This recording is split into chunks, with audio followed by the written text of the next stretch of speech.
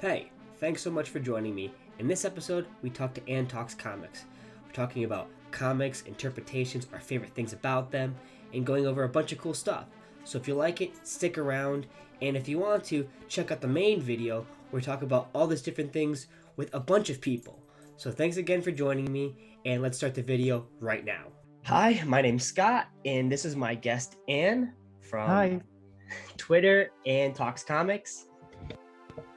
And this is going to be her perspective primarily on a video I'm doing where it's going to be more about comics and interpretations and the different interpretations you get, but this is just everything and more so you can get to know her. So the first question I have to ask is, who's your favorite character and how did you learn about them? Well, my favorite character, I kind of have it split because I have to have the favorite DC and I have to have the favorite Marvel. My favorite DC hero is Aquaman, and if I had to have an all-time favorite, it would probably be him. And my favorite all-time Marvel character is Captain Marvel. Did you say how did I find out about him? Yeah. Sorry. It's okay. Well, Aquaman I knew about from an early age because I saw Super Friends really early, but I didn't think he was cool until about 2013 when I saw the Injustice trailer, and I played that game for the first time. And I went and I picked up the New 52 run, and I was hooked ever since. And Captain Marvel I saw on a poster at the comic shop while I was going looking for Aquaman comics. So the two kind of went hand in hand there, and that's how I found out about both of them. So Awesome. the rest is history. I think a lot of people's good jumping off point for Aquaman would usually be the New 52. Mm-hmm. A lot of people like to say Jeff Johns really did revolutionize Aquaman. Mm-hmm. And a lot of it started out more, especially like during Brightest Day. That's when he kind of got the whole revitalization. But that single run has made the character go from, some would say, like a B tier character to being really prominent in the Justice League and no longer being laughed at. And like, I've always thought he had a great design. You know, the biggest problem for me when they did the whole Zack Snyder thing is they lost the orange, and it was like, I mean, come on, man. It's so prominent. It's the strong color, and you're going to take it out. But yeah, I'd say another thing for New 52, a lot of people give a lot of titles flack because they weren't planned out. But that title, especially along with Batman, Green Lantern, really went home from the get-go. Really strong start. And I don't think it really, because I was a big fan of that run too. I don't think it really started to fall out until way later in the issues, and it's still pretty interesting. Oh yeah. Say I followed Aquaman all the way from the start of the New 52 to the end of Rebirth, which just happened a couple months ago, which is almost 10 straight years of Aquaman comics, and that it had been a long time since something like that had happened. And it's going back to what you said about it revitalizing the character. A lot of people kind of forget this, but Aquaman used to be known just for like the Super Friends jokes and the Family Guy jokes, and you would have to fight with people online just to get them to see that like Aquaman, you know, he's a good hero, he's worth something. And this was probably up until like 2015, 2016 when you know, we first get our first look at Jason Momoa. That starts coming out, and that put a lot of that to bed really quickly. And I think his movie was the final nail in the coffin on that one. I haven't seen a lot of Aquaman hate since then, which has been really nice. And we did eventually get that orange suit, which was also nice. Yeah. One of the best on-screen costumes, in my opinion, that we've ever gotten. And I'd even say the entire movie's costume department is fantastic. Absolutely, yes. Just Ocean Master and Black Manta and Mera, they all look so good. Lifted right from the page. And I think it's great you mentioned how like you've gone all the way from New 52 to the end of Rebirth, because I'm a big fan of the character. Aquaman's been in my top 10, especially since New 52's run, because it really shined a light on not just him, but the best part about any character is their supporting cast. I don't care what anyone says. Like, if you have a strong supporting cast, you have a strong character. You have things to bounce off of. And that's why when Rebirth happened, a lot of titles came out. So Aquaman, I started to drop at the end because I really love his supporting cast. And the biggest problem for me is because I love Tempest. Tempest is one of my favorite characters that doesn't get any love. I don't care. Oh, he's part of the Titan. It doesn't matter. He's part of the Titans in name only because he barely even exists in there. And if you go on the DC Wikia page, Tempest isn't even listed under the Aquaman family, and it just infuriates me. But I thought the best thing about the New 52 is they incorporated him back into the family. They did it more naturally, and they did the same thing with Tula. When the Rebirth run was going on, I felt like, and I love Mira, and that's why the New 52 run would be nothing without her. It would just be a shell. Absolutely. And that's why I think it's strong to start off with those two. But I feel like after the beginning of the run, I didn't get enough of the Aquaman family. And that's why I was like, maybe it's not good for me. But that's why I think it's really prominent to showcase not just one character, but everyone. And I know that's a lot of people are having a problem with DC right now because it feels like they're not giving enough of their supporting cast. They're not giving enough of the second team. Yeah, that's definitely me. It's what the really cool thing that Johns does when he does things really right is he expands the mythology of who a character is at the core, and he does this through introducing all these really great characters that are great on their own, but they really serve to set up and push up that main hero. And I think he really did that in the New 52 with the others and with Mara. Mara especially, I was on a podcast just a couple weeks ago and we were talking about how basically Mara is the co-lead of that run. It should have basically, you could have called it Aquaman and Mara and it would have fit perfectly because they share pretty equal screen time, page time most of the time. So, and I definitely feel towards Rebirth, some of that was lost, especially in like the Underworld arc where they're separated and Mara eventually breaks through the dome, but then she's kind of incapacitated for a few arcs after that. And then you switch over to Kelly Sue DeConnick's run, and Mara is just kind of pushed to the side for an arc or two while Arca kind of figures his own stuff out. And then eventually when she does come back, she's pregnant. And then after she gives birth, she goes into a coma for a little bit while. And so yeah, you definitely feel when she's not around, you do feel that absence. And it's one of those things where it's like, it's hard for me to recommend Aquaman comics before Brightest Day because everyone really wants Mara. Someone asked me the other day for Mara recommendations. And it was hard because I'm like, before Brightest Day and Blackest Night, she didn't really do a lot. And she wasn't really in the Aquaman titles a lot, unless she would show up like once or twice in the 90s comics just to say, hey, remember we were married? And then, oops, I gotta go now. See you later. Hang out with Dolphin for a little while. Because they were really pushing that at the time. And so I can't agree more. It's tough for her. Oh yeah. Recently much better. I really liked her inclusion in the Justice League a couple years ago. I think that was fantastic. Seeing her take up like a leadership role in the league during Snyder's run, even though it was brief, was a really nice thing to see. I wish she would come back to that. I think that's a role that she could really excel at. And I'm glad that she's reached a point where she can be on the Justice League, because, you know, a long time ago, no one ever would have said, I want Mara on the Justice League, because no one knew who Mara was. I would definitely agree. I think it's great for Mira because she's walked out of the room of being a supporting character and staying a supporting character. You're right 100% by saying before Brightest Day, she did just feel like, you know, as bad as it sounds, just being Aquaman's wife. She didn't have her own character to her. A lot of people don't realize, for DC especially, you don't get a lot of like really in-depth characterization for most characters until about like the 90s. And for Aquaman, that's still especially tough because I remember going through trying to read the 90s run because it's like, hey, if you like Tempest, it's kind of the only other place to find him besides Titans. And it's tough because like if you like those characters, it feels like every 5 issues, they're radically different. Things just happen out of nowhere. And you mentioned Dolphin, it's like, from her relationship with Arthur to being with Garth, it's only about like a 5-issue difference. And then it's like, okay, if this happened in like a Batman book where it was like Barbara and Bruce, people would be livid. You know, people would just be absolutely nuts. But in Aquaman, it's like, we don't have an editor telling us no. So they didn't stop. And it's tough. It's really tough. But that's what's so great about nowadays. You can have Mira on the Justice League and it doesn't feel weird. It feels natural. Right. And I think that's why, you know, it's tough for people when they do latch onto a character like Aquaman because of his revitalization from the New 52. And then when he's taken away and doesn't have it ongoing, it feels so out of place. And like it happens, you know, a lot of characters, they have a strong prominence and then they go away. My second favorite superhero is Kyle Rayner, and he's done nothing. And when they bring him back, he feels so out of character. And you're like, oh man, I'd love to see him again. Same with characters like Wally West and everything. People get really upset when you take it away and you get little inklings of him coming back, but it feels like it never is for sure.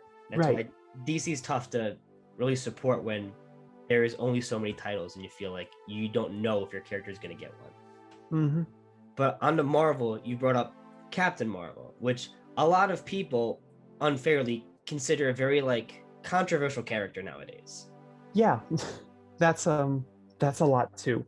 There's so much to unpack there because there's disdain for the character before Brie Larson took the role, and then after Brie Larson took the role, it kind of got amplified 100 times over for what I personally think is one of the most ridiculous controversies I've ever heard of in my life. But it's it's it's hard because I keep picking these characters that people like to beat up and bully online. So Yeah. I guess that's been my go-to by complete accident. But there's criticisms of Carol's character that I've seen before and that I've understood before, and it's there's fair criticism of every character. You just have to sort through with a character like Carol, who has the added facets of being a woman who took over previously male character's mantle, and who has been through a lot in her own time and has kind of been pushed as this kind of modern feminist icon. You have a lot that you have to separate when it comes to criticism between what's legitimate and what's people just taking out misplaced frustrations on a character just because of what she represents. Yeah. And oftentimes it makes dialogue difficult because you don't know if you're supposed to be having an honest conversation with this person about their their dislikes, or if they're just someone who's here for the hate, here to get the clicks, here because they're a sexist or a bigot or something like that, which doesn't happen as often as some people think it does, but it does happen pretty often, and it is something that we have to deal with. But it's challenging, and it's weird that characters can elicit this kind of emotional response in people from time to time, because they can elicit such a positive emotional response. Like, that's the response I have when I look at Captain Marvel comics and when I read those stories, because I feel very strongly emotionally attached to this character and her struggles, but also to know there's an opposite side of that spectrum. It's a weird feeling. Yeah. I'm gonna be very completely honest. I'm not super into Captain Marvel. I've never been one to really dive into the lore, and like, it's not that I don't want to, but it's not a character that was made for me, and I'm cool with that. She seems very, very cool, very, in a good way, confrontational, in a confrontational way where it feels like it is a feminist icon that stands for something, and that's great. And that's, like you said, why a lot of people feel like they have to lash out. I'm not a huge fan of the movie Captain Marvel in general as just a movie, but it seems like a lot of the criticisms don't come from the quality of movie, but just what they don't want to exist in general. Like, and I've never understood that, especially like Brie Larson herself is a fantastic actress. I've seen so many films that I just love her in, and like, people like to talk about, oh well, it's her off-screen attitude that really changes the game. It's like, there's a lot of people in those films that off-screen are terrible people, and you don't care, man. Like, don't pick and choose. It's always something about that. And I think you even mentioned how you got into Captain Marvel before the film even happened. So that's a real tough turning point to get into, because when that happens, like you said, with Aquaman being controversial, it's more like you got to tell someone, dude, grow up. It's not 1960 anymore. He's different. Get used to it. But with her character, you have a whole lot more to deal with. You have a lot of people coming at you from different perspectives that are just very skewed. And you have books like, I know people have mentioned it many times before, but like Civil War 2, where she's very out of character. And they use that as one argument. And I don't care who you are. If you have a favorite character in comic books, they're going to be out of character in some books. There's some times where they're out of character so bad where you're like, it's hard to even read it. I love Nightwing. He's my favorite character. He's out of character in a lot of books. And he's out of character in his own ongoing. So if you can't deal with that and just say, well, sometimes you get a bad writer. You can't always point to the one instance for a character you don't like. And that's the toughest thing for a character like her. I feel like I've always heard Civil War 2, and it's like, dude, I'm pretty sure she's been around a lot longer than just Civil War 2. Like, if you don't like your character, you're not into it, that's fine. But this seems like it's a lot more than this one book. Because I know a lot of people just unanimously don't like that book, and it's not just Captain Marvel. There was a whole team on her side, but no one ever talks about them. Yeah. It's like what you said, there's a lot of characters where it's like you get that one bad writer and everyone's just like, oh well, it's just the writer. Once they pass, it's over. But if you get a character like Captain Marvel and there's one bad writer like Bendis, not that Bendis is a bad writer, just in that Yeah. one specific instance, if one character takes her out of context, out of character, then everyone kind of zeroes in on that one run and that becomes the definitive thing. And it's weird to see that kind of focus on a character because it doesn't happen often, but when it does, it's really noticeable. Mm-hmm. And it becomes a challenge because you try to point someone in the right direction, like, hey, if you want to know what she's actually like, check out this run or this run. And someone's like, and after reading one comic, they're just like, it's just not for me. And honestly, everyone's got the characters that are for them, characters that just don't work for them, and that's perfectly fine. Everything's in literature, especially, is subjective. Characters are subjective. Not everyone's gonna like everything. Like I'm personally not that big a fan of Squirrel Girl, and I never really have been. She's grown on me more in recent years, but it's just not the right vibe of character for me. I like characters that are slightly more serious than that. It's hard for me to get into characters like they're super comedic. Like it's hard for me to get into Deadpool. It's hard for me to get into like Gwenpool.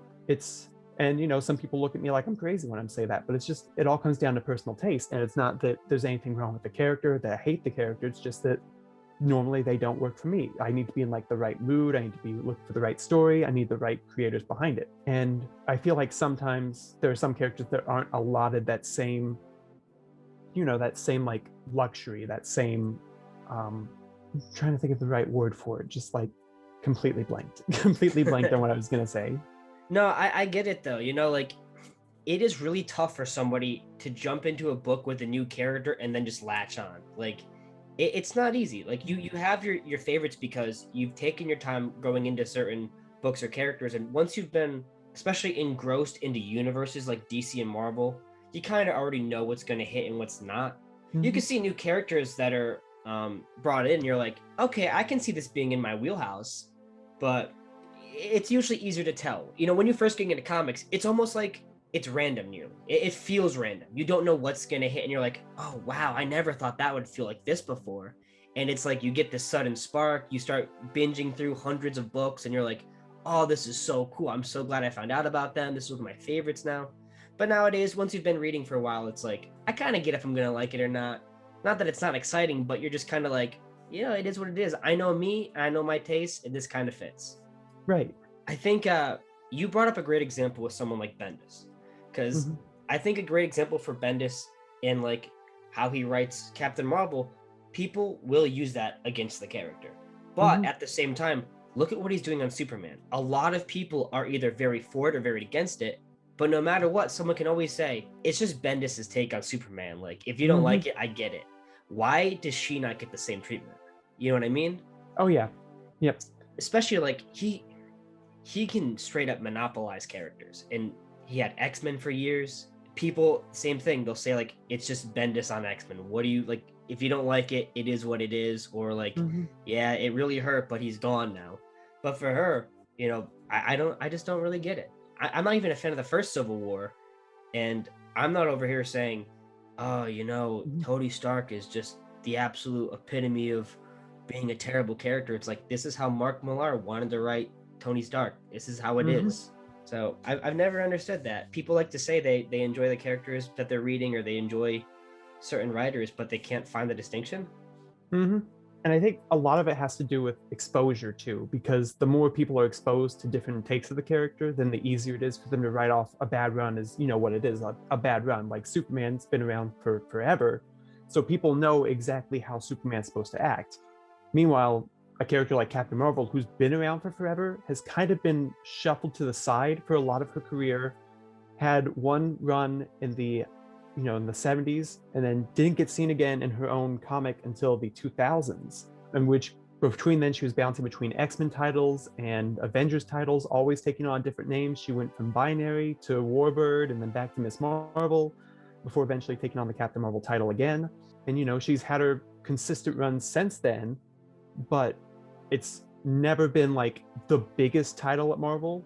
So exposure to her hasn't been as big as someone like Iron Man, who is always, he was, well, I'm not going to say he's always been the biggest character, but he had a lot more background than Carol did at the time of Civil War 1.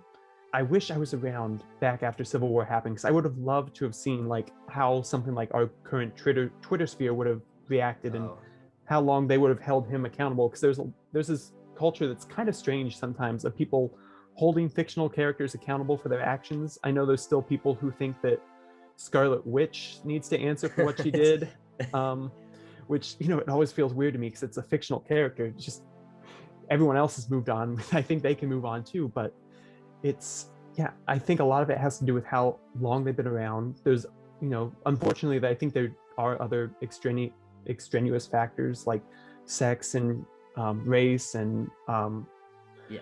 stuff like that, because I know that characters like Ironheart suffer from the same problems, where it's like she's only had one solo title in her entire, you know, very short lifespan as a character, but there's already people who are like, oh, this character is atrocious, you can't do anything with this character. And it's hard because it's like you haven't even really seen her yet. And I think it's hard for characters like that to say, it's like, even if you don't like a character, you have to see the potential in them sometimes, right? Like, Yeah, I don't yeah. like Squirrel Girl, but I see why she appeals to different people. And there's like, I'm not the biggest fan of like Deadpool, but I understand why Deadpool appeals to people, and I understand what makes him work, and I understand how he can be made into a character that's really interesting. But I feel like, you know, characters like Captain Marvel, they don't get that same luxury of people being willing to give them the chance. Yeah, I think that's a great way to put it. People aren't willing, especially with older readers. And that's a good and bad thing. When you've been reading something for 40 years and things come out of left field, it feels like it's like, oh, why is this happening? And you really have to put in context, like, there are different readers now. People are being more open with who they are. There's transgender readers, there's gay readers, there's bisexual readers, there's black readers, there's Muslim readers. There's a bunch of different variety, and like they deserve representation. And a lot of people like to point and say, like, oh, you know, it's just diversity is getting thrown in, like it's about a certain culture now. It's like, of course they're getting thrown in now because you have 80 years where they haven't been thrown in. Like, it's only going to feel unnatural because it didn't naturally work its way up, and that's the problem. Right. And I can understand when you feel like things do just seem to come out of nowhere, but people don't seem to understand that happened a lot in earlier characters too. Like, it happened a lot with characters like, oh, when Barry Allen dies, Wally West becomes the Flash. And, you know, technically that comes out of nowhere. You know, that character get thrust to be the Flash. And like, is that really any different than how Miss Marvel became Miss Marvel before Carol became Captain Marvel? You know, sometimes a character just moves on and then somebody has to come in, and it's always going to feel at first strained, but there's no way around it. You have to wait, you have to work and have it be natural, but you know, there's no reason to accept it for some characters before and not accept it now. Like, I would have really, another time, I really would have liked to have seen, I kind of would have been scared to see what it's like, but interested to see what the Twitter sphere would have been like back in like the 80s when Monica Rambeau became the second Captain Marvel. Because that's going from Marvel to Monica Rambeau, that was, you know, that was probably huge. And I'm honestly kind of glad the internet wasn't around for that one, because I don't think that it would have gone over as smoothly as some people like to have think it would have. Yeah. So, I mean, like I said, I'm not even into Carol as a character, but just the transition from her becoming Captain Marvel, there's a huge outcry about it. And the biggest thing is I've never understood it, because it's not like she hasn't been connected to that universe forever. Like, if it does feel out of left field, like if Rogue became Captain Marvel, it's like, okay, fine, you can be mad about it and it can feel weird, or just contextually I don't get it, but there's context to it. Is her becoming Captain Marvel really any different from Dick Grayson becoming Batman in 2009? No, there's really no difference.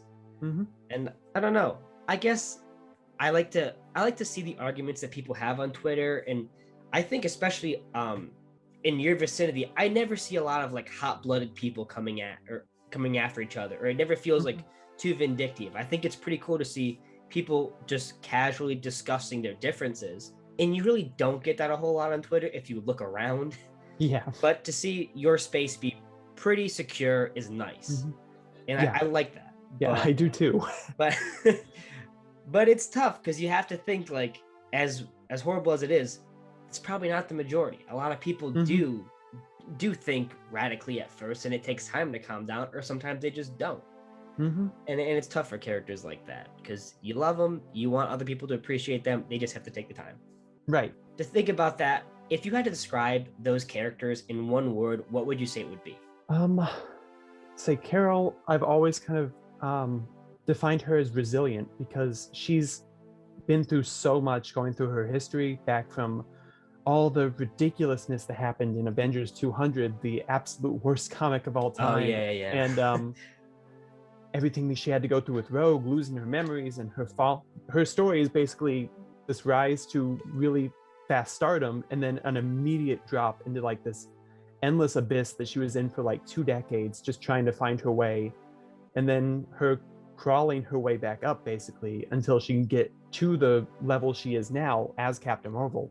It's because I just went through that entire run starting in December. I started in December with the Miss Marvel series, and I read all the way up until the most recent Captain Marvel series. And just seeing that progress, it's incredible how much she was able to take and keep going as a character. And I think that makes her taking on the mantle eventually even more, something makes even more sense than it would if it just happened out of the blue, because it really didn't. Going back and looking at the history of the character, it's something that was a long time coming and definitely earned a couple hundred times over. But that's one of the reasons I like the character so much, is that she keeps getting beat, but she keeps getting back up, which was, a theme in the movie, and it's a theme that's been around since she's been around since the 60s. So I think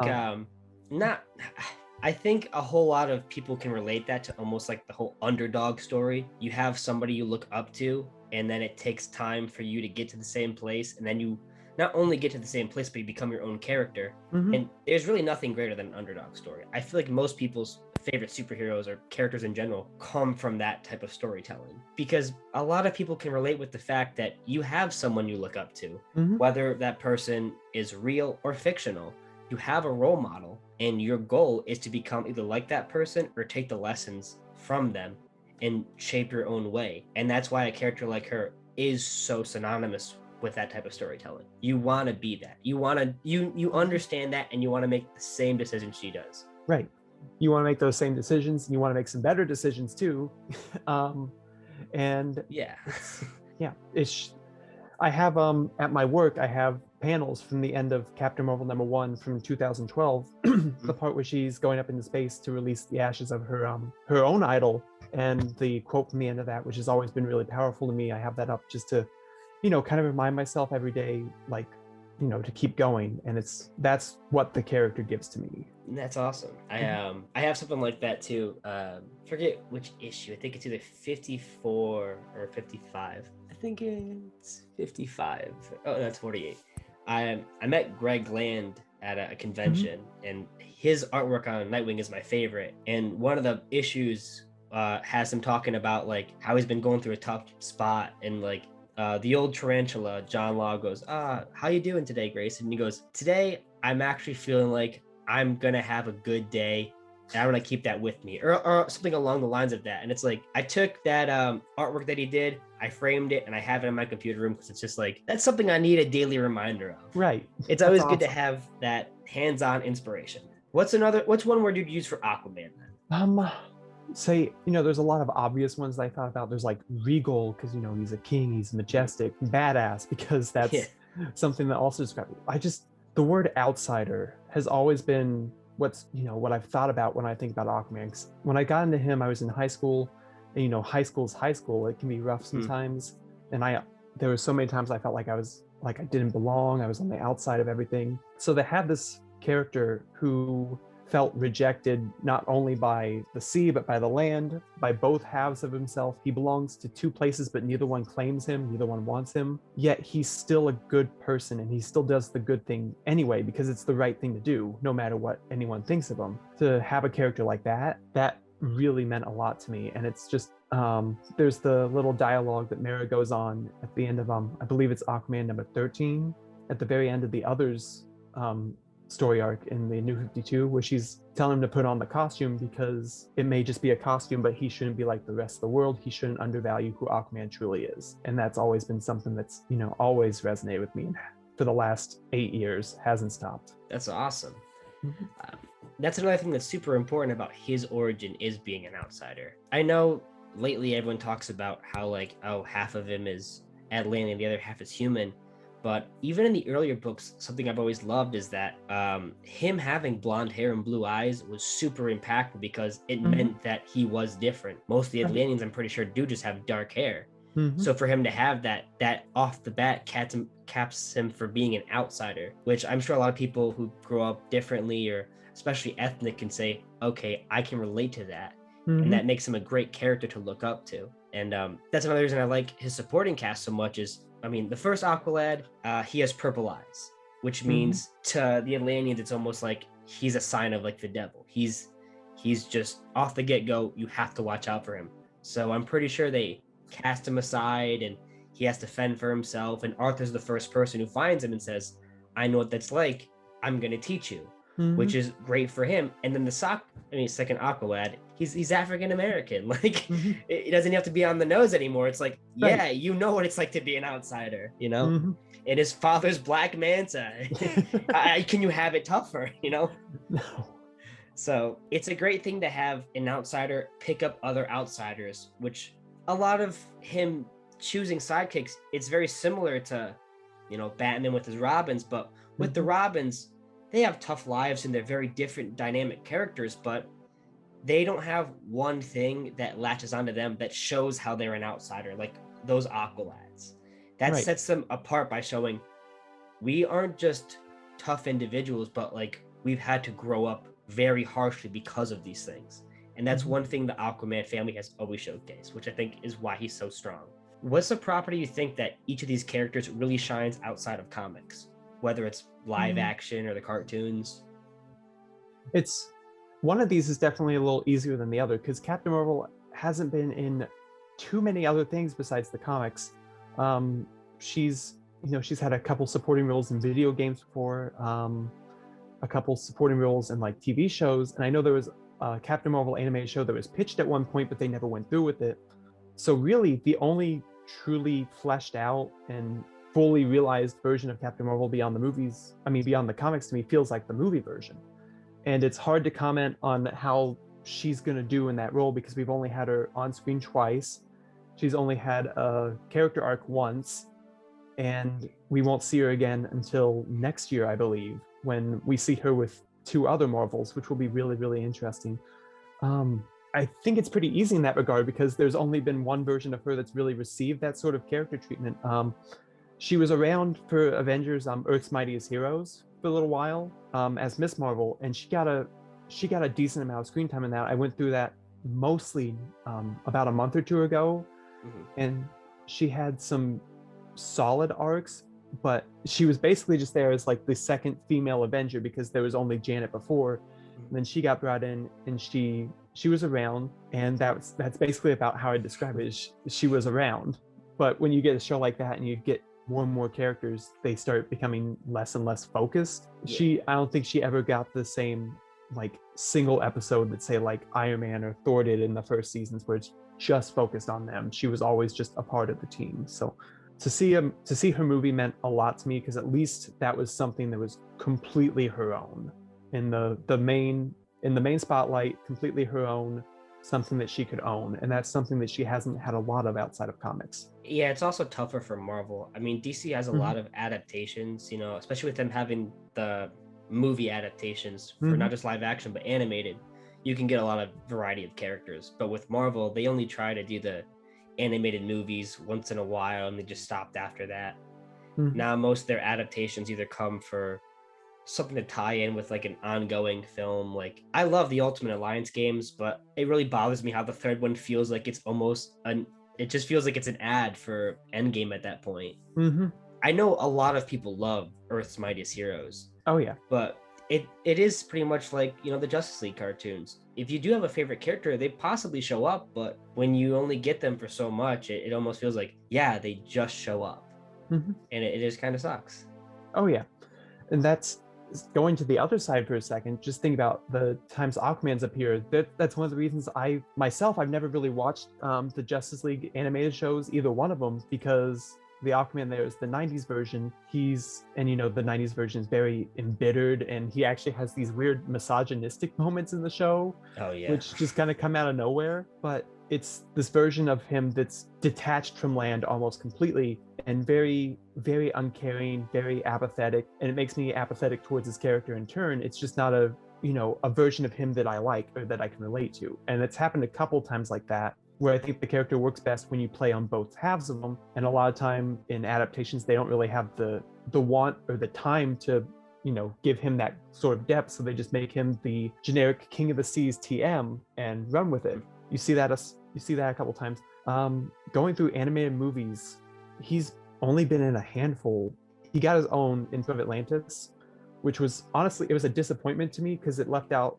Throne of Atlantis is one of my favorite storylines of all time in the comics, and it left out everything that I felt made that run great. I couldn't agree more. I love that story. It's so good, especially when you have the art by Ivan Reyes and everything has such a huge, impactful hit to it. And I think it's cool they had a streamlined animated universe, but before when they did these films, they used to be based on the artist art style. Yeah. So when you lose that for just, regular character sheets that are going from film to film, when you have him deliver a line saying, "I am your king," and it doesn't have the same punch because it's totally different art style and it just feels flat, Oh, yeah. I wanted to love it. I really did. I did too. I remember one of the first times a creator ever tweeted back at me for anything was back in 2013 when Justice League War came out, and I was so hurt, so pissed that Shazam was in it and not Aquaman. I'm like, this is the dumbest thing I've ever seen in my life.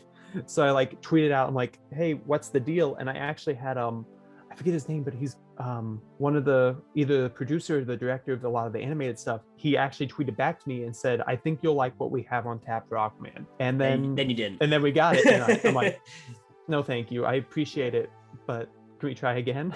Yeah, I mean, I remember when War came out too, and a lot of people either love or hate the origin for the New 52 for Justice League because it feels like, okay, maybe a little bit rushed, already having Darkseid. It's still, I like to look at it like it's a starter. If you're getting new into comics, it's a great place to pick up because you're getting a good example of every character for a stereotype, nearly not very fleshed out, but just a little taste. Right. You have fantastic artwork. And there's no better introduction to Aquaman where you're not going to get some stupid jokes on it. From the get-go, he does that amazing thing where he just swaps some parademons, has the shark eat them. It's like, all right, cool. I'm shutting up. He's cool. I like him. So when they adaptate War and it's the same origin, nearly beat for beat, missing a few things, and he's not there, and that scene's not there, you just think, why would that not be there? What do you gain by losing it? Shazam, you only gained from being in there because they had to give Cyborg a friend to talk to, which really speaks lengths and volumes about how they wanted Cyborg in the stories in the first place and not utilize him. So it did feel like it was a loss for nothing. And Throne to Atlantis comes out, and it's a very basic adaptation for a very not basic story. Yeah, it feels like the same story, but without any of the spice or any of the heart that made the original one worth it. So I think it's a story that could have worked in the way they told it as both an origin story for Aquaman and the Throne of Atlantis storyline with the Justice League. I just think it was, you start to feel the weight of DC trying to get out 2-3 animated movies a year around this time because they just feel like cardboard, cutout movies. It's like just push them to print, send them out. Doesn't matter how good they are. Just we need 3 movies a year. Yeah, I couldn't agree more. It just feels like the quality really doesn't vary. It just becomes stagnant. I feel because a lot of people feel like that way with a lot of the Marvel movies coming out because things feel rinse and repeat. And for take it or leave it, you can have fun with it and have a good time. But that's kind of how I felt about DC's animated films after they did the whole reboot and continuity. Things did just feel like, well, it's just happening because it's streamlined and things are falling into a continuity. It's like, yeah, I'm not saying it's bad, but I'm just saying I'm not invested into it. Right. And it's been tough for a character like Aquaman too, because when that's his introduction in that universe, it's like, okay, he's cool, but it's not enough. And you talked about Justice League. It's like people knew they were going to make the jokes about Aquaman. So they're like, well, let's make him radically different. Let's make him really cool. But then he's so far different. It's like, all right, he's unlikable. And they say that a lot in the show, how unlikable he is. And if your character is going to say he's not likable, I'm not going to like him. Exactly. I think it's funny that one of the adaptations where maybe not the best adaptation, but he's likable, he's fun, but he's still cool in general is Brave and the Bold. Every time he comes on, he's outrageous, but you like the guy, it's Mhm. almost like he's that crazy uncle who comes up at a party and you're like, Yeah. maybe I don't want to hang out with you all the time, but I'm glad you're here. Right. It's one of the ones where they didn't go the like we need to make him so edgy that he's cool route. They actually just like, what if we swing into like the sillier sides of him and just make him like this really upbeat, chatty sea captain type character, and it worked. And there's still people that talk about that Aquaman to this day, and it's like I never got to see the Brave and the Bold show, but I've seen almost every scene of Aquaman from that show because people still talk about him in that show to this day. And he's just such a standout character in a Batman show, which is crazy. Yeah, I think it's what's necessary too. The Brave and the Bold is such a refreshing way to tell stories for Batman because it doesn't feel like it's Mhm. centered around his universe. And that's my biggest problem with even the Justice League shows is that they almost feel like Batman shows because they're so centered around him as a character. Batman's great, Batman's fun, he's got a great universe, but I don't want to feel like you're constricting your universe to fit him in. Right. And that it's almost ironic how the Brave and the Bold does the very opposite of it. It uses Batman to showcase the larger DC universe. Hmm. Every time he runs into another character, sure, he may take prominence because it's his show, but you always feel like you kind of get a little bit of the character and you're like, he's cool too. I really like him. And that's something I feel like gets lost on from all the animated series from Batman, Justice League, and Justice League Unlimited. Hmm. That's And something I wish they would do more. I wish they would use Batman to boost up smaller characters rather than just kind of paint over them. that's what sucks is because when you get in the comics, I feel there's a phase with DC especially where you either love Batman from the get-go or you can't stand him. And Hmm. I like at this point now I really do have a soft love for the character, but it's tough because like he used to be utilized so well in the 80s and 90s for showcasing other characters. He is the building block. He creates the outsiders, a great way to show new characters and characters of different origins, ethnicities, and cultures. Hmm. And in the 90s, they built a Bat family where you get a radically diverse cast, even more so now than ever with all the different people they've introduced. But now it almost feels like he has 20 sidekicks, and you don't even have one title where they're prominently featured with him. Yep. The whole introduction of Tim Drake's character is that, hey, Batman needs a Robin. It's like, dude, welcome to 2010 where that phrase doesn't exist. Robin doesn't even need Batman anymore. Hmm. And it's so wild because he should be a building block. An entire thing about the DC universe is history. History is so prominent in it, and they're not using it to build.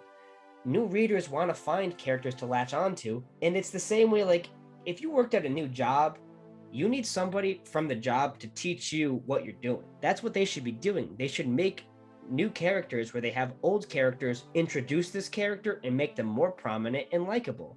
But when Hmm. they're not doing that, it just feels like this character is cool and that's fine. And that sucks. You don't Hmm. want to just like a character and then not have them come back or not have any prominence to it. I know a lot of people love that Suicide Squad run by Tom Taylor because he introduces a lot of new characters Hmm. and a lot of very different characters. And he showcases those characters by having them alongside characters like Deadshot, who's very prominent, and Harley Quinn. And they're not characters to be used as fodder to make Deadshot look cooler, Hmm. but Deadshot showcases them more. Oh, Suicide Squad's popular because the movie came out. Cool. Let's capitalize on that name and Hmm. introduce new things. Right. That run is so perfect for just that reason. Because you look at the first cover and you have no idea, looking at that cover, that this isn't about these characters at all. This whole run is just about the revolutionaries and this fantastic group of new characters. From beginning to end, it's their story, but they showcase it as a Harley Quinn and Deadshot story, just like any other Suicide Squad book. And that's why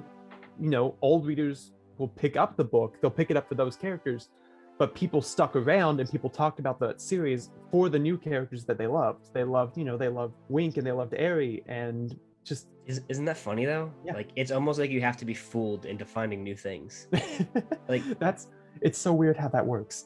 it happens for every character. You have to have somebody introduce it to make you like them more. If you don't have a mentor character, it's hard to it's like this thing with the underdog story. If you don't have a mentor or someone that character has to look up to, they don't have an aspiration. And if they don't have something to inspire for or to look forward to, the character falls flat. And that's the tough thing.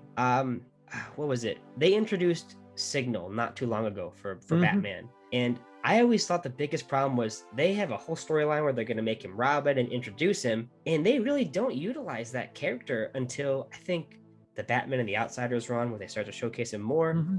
And it feels like at that point, it's a little late. Like, this should have happened 2-3 years ago, Mm-hmm. and you're not getting enough. And especially for a character like Batman, where if he's gonna kidnap orphans and make them superheroes, like, you should at least make them superheroes, hang out with them. Mm-hmm. You're a family. And that's why I know it's tougher with DC, especially because Marvel's putting out nearly 100 books every month. More than I can possibly keep up with. Yeah. I've stopped reading Marvel solicits at this point because I'm like, I'm never going to remember them all anyway. I'll just surprise myself each week with what comes out. Isn't that funny though? Because it's like with Marvel, you're like, I'm overwhelmed. You can stop. I pick up almost every X-Men title, and that's already enough to make my wallet mad at me. Because it's like, if you have to understand the universe, you got to buy nearly every single X title. And it's like, I'm pretty sure there's like 12 to 18. Yeah. And it's like, all right, I'll stay with X-Men. I hope nothing else happens. It's pretty cool. It's overwhelming. But with DC, it's underwhelming because with changing management with AT&T and them being very picky with what's going to be given out, it's like, oh, we only have 39 titles out right now. It's like 39 sounds great on paper, but when you think about when they did New 52, that's 52 titles right off the bat. And that's almost double that, or at least a third more than what you're getting.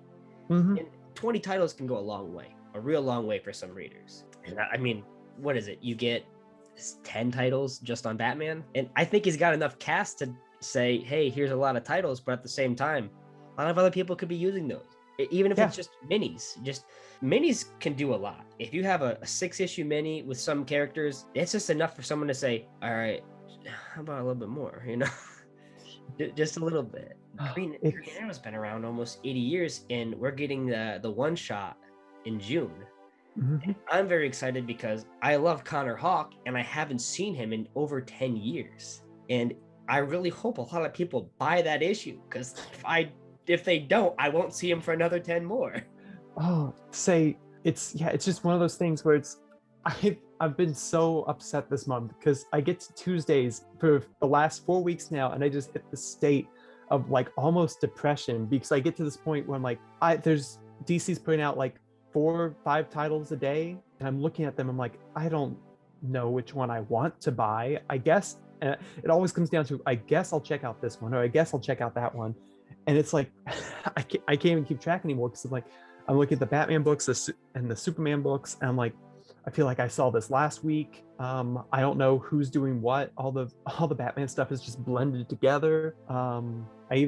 This week, it was the first week I actually got to at least glimpse through every book, and I'm just like, there's like one of these that I want to go to the comic store for and take home, and that's not a feeling I've had from DC in a long time, and it's infuriating, but it's one of those things you just gotta kind of roll with and pray it'll get better, and hope that next month is better and the month after that, and hope that stuff like that Green Arrow mini does do well, and that the Pride special does well, because God knows DC's kind of lacking in the LGBTQ department right now, and God, I would love to see that increase. I really hope the response to that is good, especially Dreamer.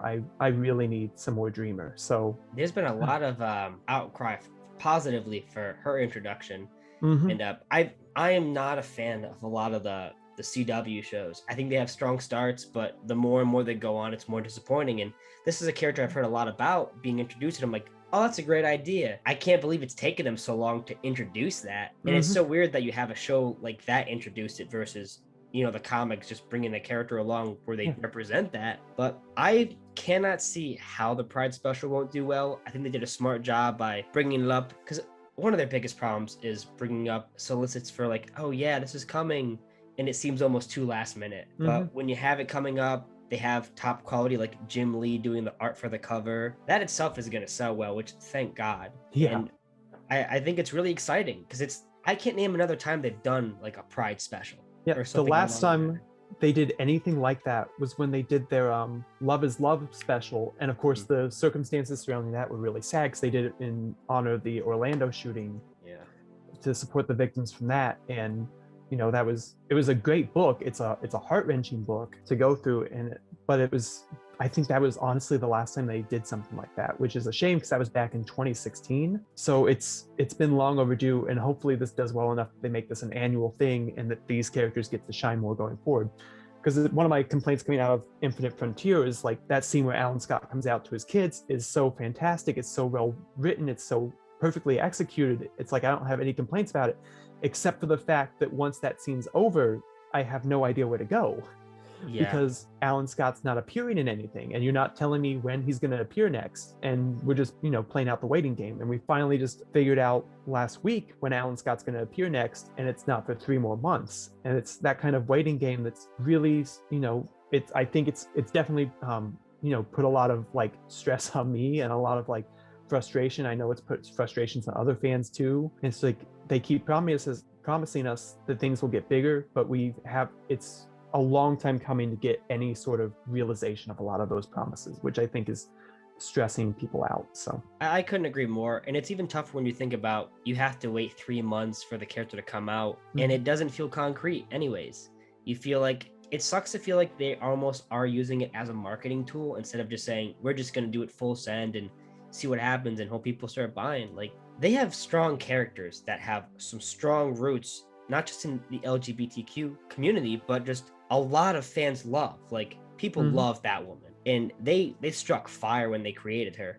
And now that they have Wildstorm, Midnighter and Apollo are great characters to utilize. And, you know, Midnighter had a title going on for a bit, but why is it not Midnighter and Apollo? Really showcase the romance on those characters and showcase how powerful these characters are. Don't just go around saying, oh, it's like Batman, but he's gay. It's like, that's so not a good way to showcase your character. And that's one of the, I used to love the Grayson run, but it almost felt like that was the reason he was in the run in the first place, is because it's synonymous with that. It's like, you are not helping this character right now. You're not showcasing this character on its own by putting him in a run that's synonymous with a Batman character. Right. It's harmful in a way. It's not intentional maybe, but I think it's easy to read into you doing that. I haven't read the issue yet. I know another thing that's come out today is the Titans Academy book that I saw some outcry on. And yeah, I'm not going to say I'm like surprised. I didn't like the Future State Titans book. It wasn't very intriguing to say. And it's the same writer who did the Shazam book, which also was a huge letdown.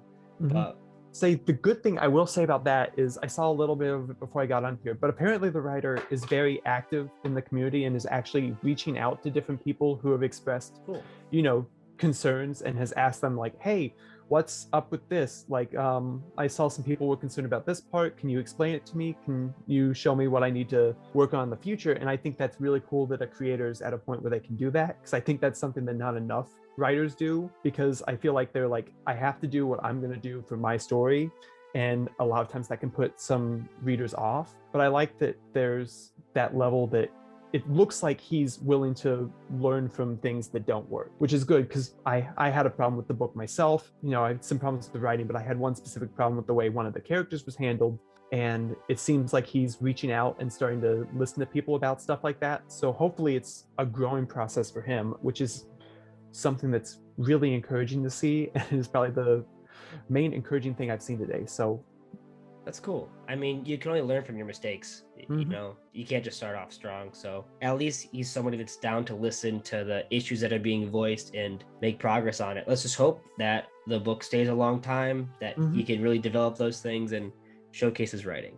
Yeah, say fingers crossed, because it's one of the only titles DC has out right now with like any sort of diverse character lineup. And I'm rooting for it. I hope it does get better.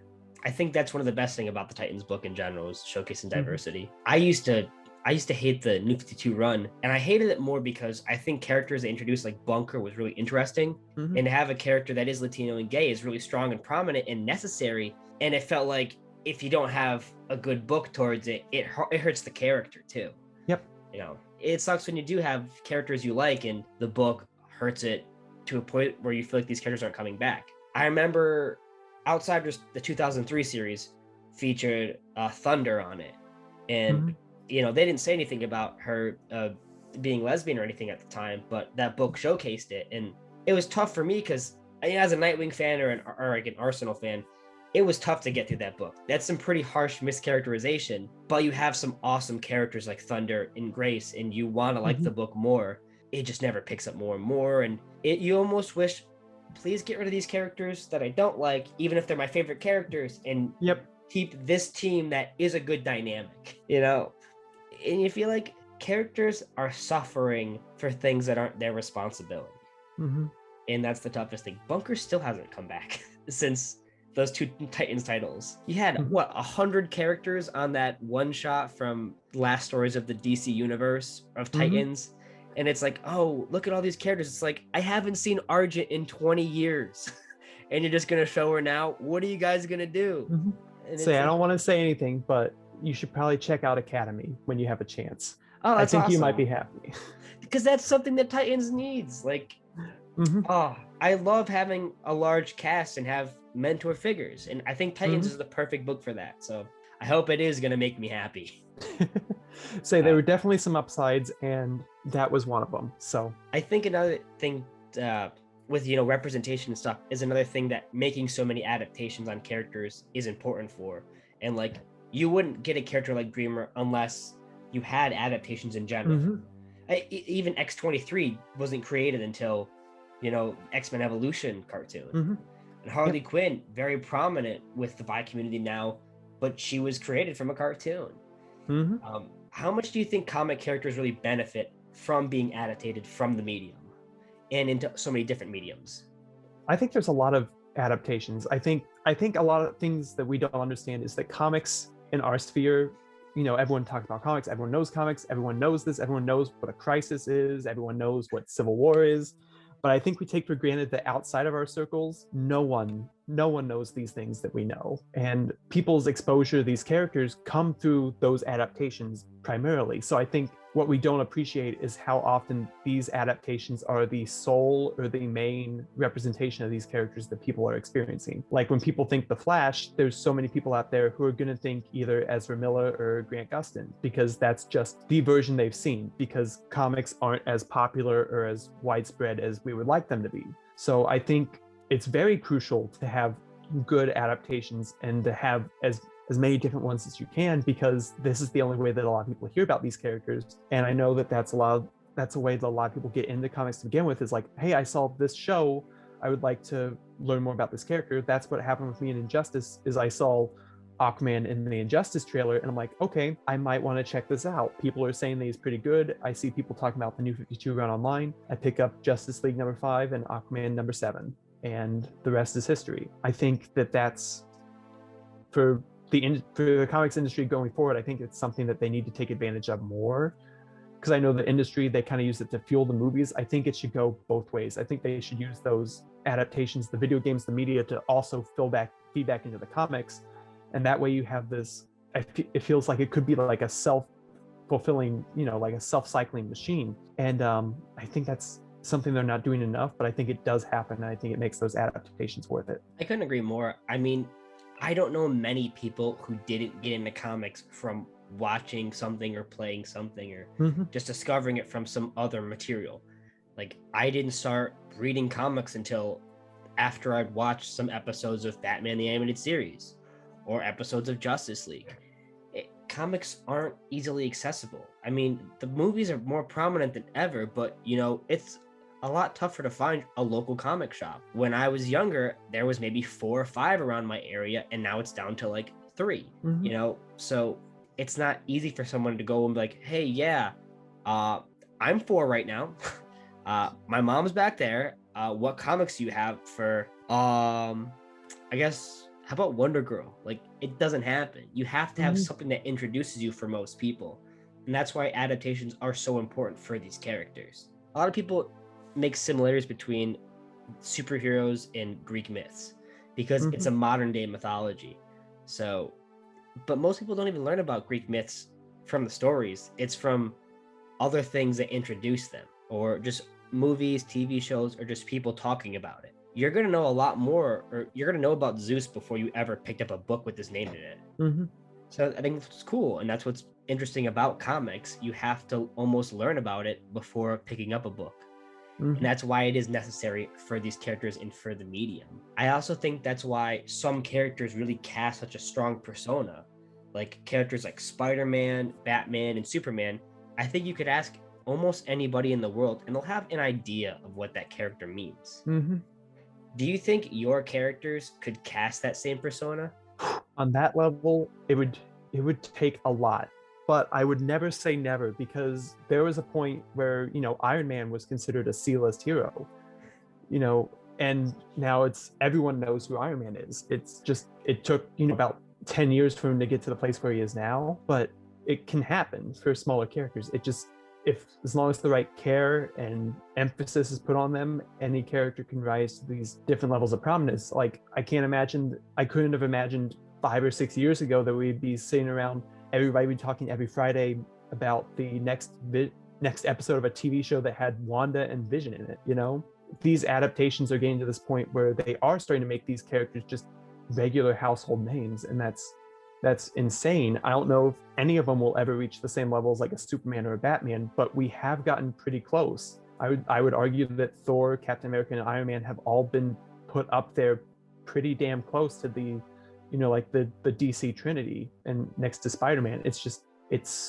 We've never been closer than we are now to having more characters like this just prominent throughout all of our pop culture. I think it's so funny because you're the third person to me that says Iron Man was a C-list hero. That is so, I can't imagine somebody who's like a big Iron Man fan being like, if they say it one more time, like that's the go-to. They train us to say that. I know it's true though. I've heard it so often. It's like, yeah, but if you're a fan of that character, it's like, he's not C-list anymore. He's grown up. Well, you can always talk about Guardians of the Galaxy, which was a movie that stressed me out so much when it was coming out, because before it was announced, I was a fan of the comics. I was one of 5 people who was a fan of the comic. And I was actually like, if there had been a crowd and they had announced Guardians of the Galaxy and there were 2 people cheering, I would have been one of them. And I was so stressed out for that movie to come out, because I remember the weeks coming up to it, everyone's like, oh, this movie looks so dumb. This could be the dumbest thing ever.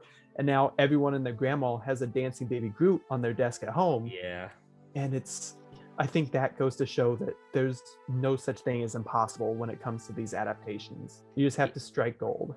What's your feeling on some of the characterization for those characters just in Guardians of the Galaxy? See, it's curious because, they're obviously very, very different characters than they are in the comics, but it's one of those things where it's adapting medium. You have to make some leeway for these, different changes, different characterizations, because sometimes what works on the page won't work on the screen. Like, I know a lot of people go really on about the MCU Spider-Man, about how he's portrayed as, kind of like a secondary to Tony Stark, and how he's taken on this mentor role, and how that's not the Spider-Man I know. But it's a Spider-Man that has always felt like, to me, fits in with this narrative. Like, if Spider-Man had gotten his powers around the same time that Tony Stark was getting his, and they were in the same situations, I couldn't imagine that a hero like Tony wouldn't try to teach this teenager how to not make the same mistakes he did. It's in the universe, it makes sense. And I think that's what a lot of people don't take into consideration when they think about adaptations,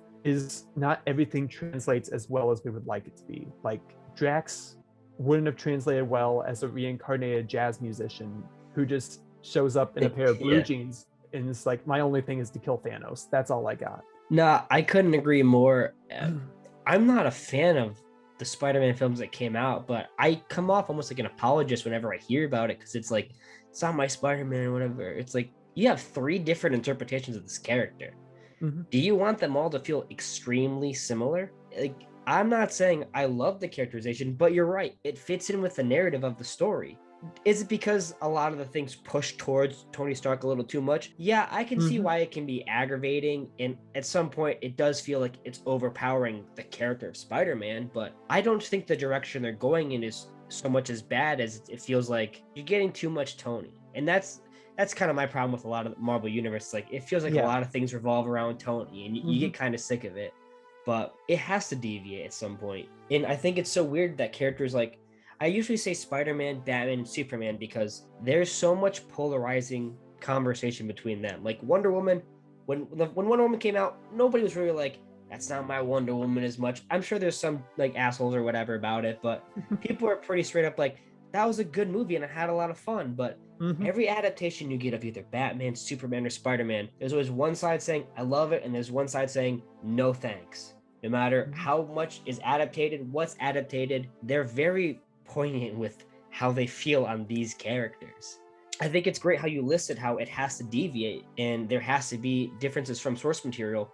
And I think that's a great way of like bringing up how far is too far when you are deviating. I think when the character becomes something unrecognizable, I think you get into that danger zone, because it hurts both sides of the property. It hurts the media you're adapting, and it also hurts the movie you put out. Because if you put out a movie where a character is very different, let's say like Birds of Prey, where Cassandra Cain is Cassandra Cain in name only, and you have someone that's watching Birds of Prey and they're like, I'm so excited to see Cassandra Cain, and then they see that, and it can hamper your experience of the movie. It can put a sour note on it. Because I remember the first time I watched it, I was like, I don't know what's going on, but I know, all I know is I really don't like it. Oh yeah. And it can That also like, that's tough too, because that I really like that movie. yeah, it's my partner's favorite, one of their favorite movies. It's Yeah. I'll watch it with them. It's not my favorite, but it does have Yeah. some pretty good scenes. I like Black Mask a lot. Oh yeah, he's great. It just sucks because like as a comic fan, you say in your head, "Hey, it's an adaptation. I'll take what I can get." But sometimes there are some interpretations where it's like, "All right, I'm really not on board. This is kind of tough to get through." Cassandra Cain's a perfect one. I didn't realize how big of a following she really had as a character until maybe a year or so online, where after Yep. that movie came out, it seems like everyone loved her character. She's a great character, especially a necessary and much needed character for the Asian community, Mhm. because there's really not a whole lot that aren't just stereotypes. And it was great to have her, but every other character in that film feels, if they're not the same, they're similar enough where you can be like, yeah, I'm Mhm. having fun with it. But she, like you said, is Cassandra Cain in name only. And at Yeah. that point, what do you gain by having that name attached? You gain nothing. Yeah, because it doesn't work the other way either. Like if you came to the movie to see Cassandra Cain and you don't get Cassandra Cain, you're gonna be upset. But if you saw the movie and you saw that version of Cassandra Cain without knowing what the comic version is like, you're probably not going to seek out the comic version, because to be honest, the Cassandra Cain in Birds of Prey is just a normal girl. She Yeah. she exists besides Harley Quinn. No one's walking out of Birds of Prey like, oh, I need that Cassandra Cain comic right now. And they have no idea just from watching that movie that she's a Batgirl and that she's this silent assassin type character. Yeah. And that's even worse. If you liked that character, and you're like, I do want to pick up a book, and you pick up a book, you're like, holy fucking shit, I got robbed. Mhm. Like, this character is awesome. And I got, like, not that I don't like that, but you could have done so much more. Exactly. I always say take it with a grain of salt for when you're getting adaptations. Sometimes some hurt a little bit more than others. Sometimes you're like, it is what it is. Favorite character, Nightwing. That Titans show, it's tough. Yeah. Not just for Nightwing, but all the Titans, really tough to get through. I think it's fine as long as you have great characters. Deviation is fine as long as it's needed deviation. As long as you can feel like you're getting attached to the characters, because any comic fan will tell you, you don't love a character because it can kick someone's ass. You Mhm. love a character because they feel real and they feel relatable. You feel like you can latch onto them because you feel like, I've gone through something like that. This makes me feel like you're there for me. So it doesn't matter how badass they are or who's stronger than who. That's why I hate those stupid debates. It Mhm. matters on how much does this mean to me because I feel like they're human. And you don't want to lose that aspect of it. As long as you get Right. a deviation, but this character feels human and feels likable, you're not going to really have a problem, I feel.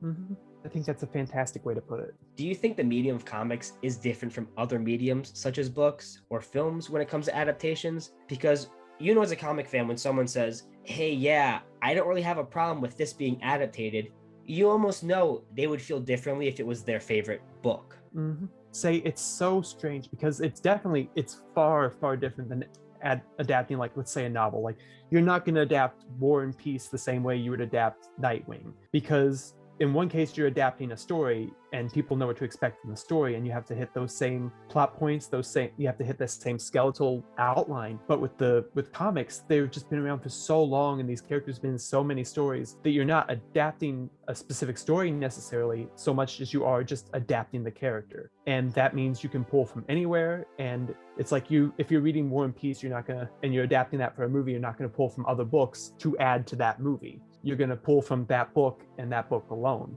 But if you're adapting like a Nightwing movie, you can pull from the Rebirth run, you can pull from the older stuff, you can pull from whatever you want, as long as it has the name Dick Grayson attached. Even if it doesn't, you can still pull stuff from it. If it's in a comic at all, and you're like, that's kind of cool, I kind of want this character to do that. They just kind of throw it in there. As long as it's the character doing it, then it doesn't really matter. Like Civil War, the movie, has all these characters in it that aren't in Civil War, the comic, and it has all these characters that aren't in it that are in the comic. But it's a similar premise, and it's these characters doing something pretty similar. So it's rare that you have an adaptation that's like a one-to-one adaptation of something, unless you're making like an animated movie, in which case you are focusing on a specific storyline, like The Dark Knight Returns. I hate that book.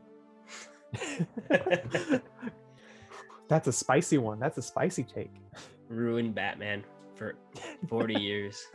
But no, I think that's a great way to put it. That's why I feel like people get more unnecessarily stressed out when they are adaptating a character and it feels like the character is off. Because as a comic fan, you do know they're not going to adaptate a book. Unless it's just like, Watchmen is a single standalone graphic novel for a long time. It makes sense to adapt the graphic novel. But Batman has 80 years of history. They're probably not going to pick one story. They'll pick and choose things they like from every story. So if you don't get the character right, it's really going to leave a sour taste in some people's mouths. I think a lot of comic fans go through a point where you almost get jaded. Like you brought up, if they adaptate a Nightwing movie, first thing that goes in my head is, I hope they don't. Because it feels like you almost get to a point where you feel like, I don't know if I trust the community of like a film to adaptate that character, especially with his rogues gallery is different. His rogues gallery almost gets shuffled around for other characters. Deathstroke's become more synonymous with Batman now, and it's almost tough to like hear that constantly throughout my day. That's why Aquaman felt like a breath of fresh air, where you felt like everything was so grounded in his mythology. You see the trench, and it's like, for the first time, that's amazing. The fight between him and Orm is so loosely, but still very poignant with stuff from Thrown to Atlantis, because everything that mattered emotionally about that story gets adapted into the movie. So that's a great thing. So it gives you a little bit more hope. Right. And I think that's something that fans needed. The Snyder Cut just came out for Justice League. God knows you have people that either go absolutely insane about it, or someone doesn't like it and they have to really stick to the things they don't like about it. And that's the biggest thing that I don't like about comic book films in general, is the communities they set up. It's just with Marvel films, DC films, people have such strict opinions on it, and it feels like if it's a separate community nearly. It almost feels entirely different from the characters they're talking about, and people are so stricken with what they want out of it or what they don't like about it, and they can't separate like, hey, it's an adaptation, enjoy it for what it is, or if you have a bias and some things are tough to get through, just don't watch it and it's fine. Like, I know that I haven't been the biggest fan of Snyder's films. I loved Man of Steel. I didn't like Batman v Superman, so I've kind of just avoided the Snyder Cut, because I know there are things that Snyder does that I just don't agree with in terms of characterization, but that just means that I'm skipping the movie. I'm not going to tell anyone they can't enjoy it. I'm actually glad that people are enjoying it. I'm glad they got something out of what they wanted, because I think that's really neat, but I'm also not going to, put someone down for not liking it or doing the same thing. It's hard. Wasted time. It's this weird brand tribalism that I feel like people sort of just cling to for some reason. I wish I knew why, but I just feel like it limits you for no reason. When you go to a comic store, you're not going to say, hey, what's the best DC comics? I'm not buying any Marvel today. You know what I mean? Why would you do that for a movie? Is it really that different? Why can't you just enjoy a movie? I never understood why people are so strict about what they want to get out of it, or like, oh, well, this is why you're not gonna like it. It's an adult's film. Grow up, man. Grow up. It's ridiculous. But what would you say is some of your favorite adaptations in a different medium for characters? Not just like your favorite characters, but just something that you can latch onto based on watching that content.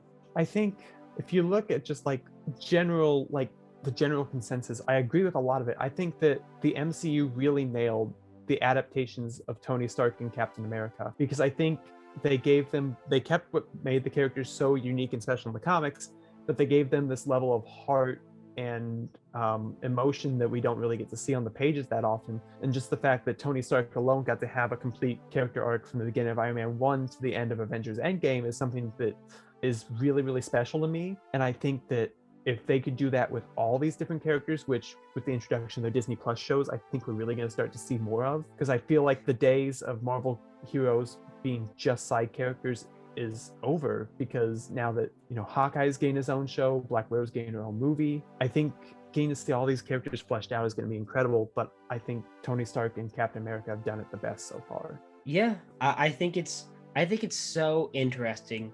I remember when Wanda and Vision was coming out, I was so unexcited because it just felt like these characters don't have any real chemistry on screen. Everything happens off screen. And as a writer, you feel like, well, that's just lazy. And then he dies. But when the show starts, it's like, this is really interesting. I'm really having a fun time. And you see how great these actors are because they're just having a great time on screen, and it feels so much fun. By the end of the series, you know, I was a little disappointed, but I still felt like from the get-go, what a great way to run your show. What a great way to introduce these characters as being like, you may have had a lot of fun with Tony Stark and a lot of fun with Captain America, but these are still great characters, and you're going to learn that by watching this. And that's what's important. My favorite character, or one of my favorite characters from the Marvel Universe, is Bucky Barnes. And I've hated how in the films, he's not a character. He's a plot device. The first film, he exists to be the friend who sacrifices himself. The second film, he exists to be the friend to be returned, to get past all the problems, and hey, I'm still there for you. In the third film, he's the entire plot device of the film. Everything revolves around Bucky, but not who Bucky is. We really don't know, except he's Steve's friend. That's why I'm excited to see what Falcon and Winter Soldier does, because I know why I like Bucky. I want other people to feel that too. And that's excited about these shows. I mean, Hawkeye especially. I mean, most of it's probably going to be based on the Fraction run, and everybody loves that run. Oh, yeah. How many adaptations do you think, like mainstream ones, interested you in reading the character? You listed Injustice before. I love that first game. Yeah. Oh, it's so good. It's hard to say because, you know, like I got really interested going back a little bit before that. I got interested in Spider-Man because I played the the Spider-Man 2000 like PS1 game. Yeah. I played it on my PC. Excuse me, my voice is kind of going. And I got into them because of the movies. I got into the X-Men because of the movies and the X-Men Evolution TV show. And I got into the DC characters through Injustice and Smallville. And then after that, I think most of my introductions to these characters happened within the pages of the comics themselves. So I think it's been a while for me. I think if you get that one boom and then you're in, I think a lot of times that's, you know, once you're in, you start to meet all these different characters. And the day of you watching the movies to find the comic characters is over, and the days of you finding the comic characters to wait for the movie versions begins. Yeah, I think that's very fair. You almost become like, you're anxious to see what the next property coming out is. Or, you know, worried for some characters, you know. Yeah. One of the things that a lot of people think about the comic films in general is that it's oversaturated. There is so many properties now. There's Marvel used to put out pre-pandemic 3 movies, 4 movies a year. So do you think that comic characters have oversaturated the medium of film and TV?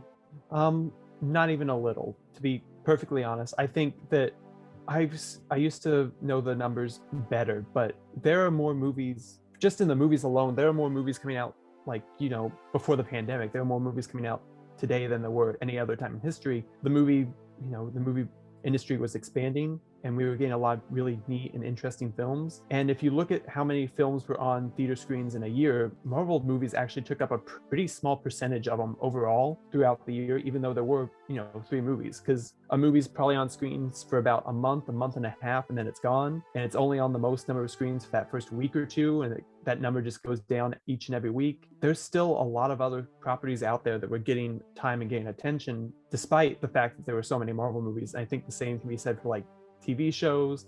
It's a competitive market, but it's a big market.